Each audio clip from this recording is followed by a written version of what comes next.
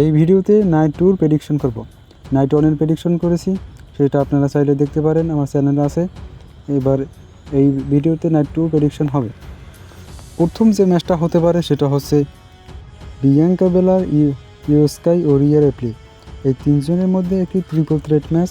এটা হচ্ছে women's world চ্যাম্পিয়নশিপের জন্য।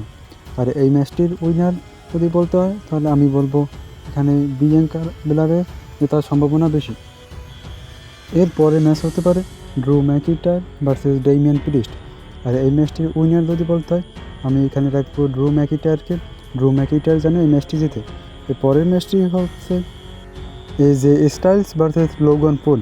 আর এই ম্যাচটিতে আমি উইনার হিসাবে রাখবো এজে স্টাইলসকে। এরপরে রেখেছি ইন্টারকন্টিনেন্টাল চ্যাম্পিয়নশিপের জন্য, এটা হচ্ছে fatal four way Penta versus Damian Priest, Finn Balor versus Dominik Mysterio versus Bron Breakker. আর এই ম্যাচটিতে যদি উইনার বলতে হয় এই ম্যাচটিতে আমি রাখবো ডমিনিক মিস্টেরিওকে, তার কারণ এই ম্যাচটিতে তার জেতার সম্ভাবনা সবথেকে বেশি। আর আমি চাই যেন এই ম্যাচটি ফিন বেলার জেতে, তাই আমি ফিন বেলারকে উইনার দিলাম।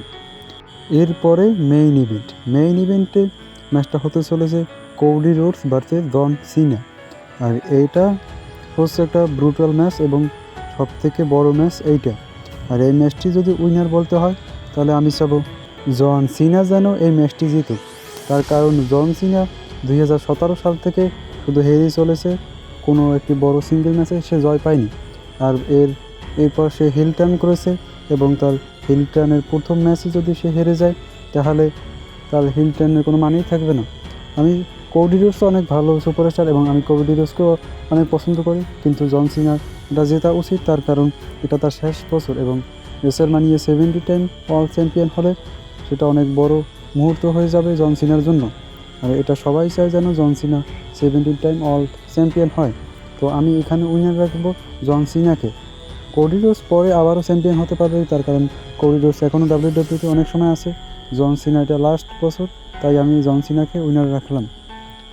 আর যদি ভিডিওটি ভালো লাগে থাকে তাহলে লাইক, কমেন্ট, সাবস্ক্রাইব করে পাশে থাকবেন। ধন্যবাদ।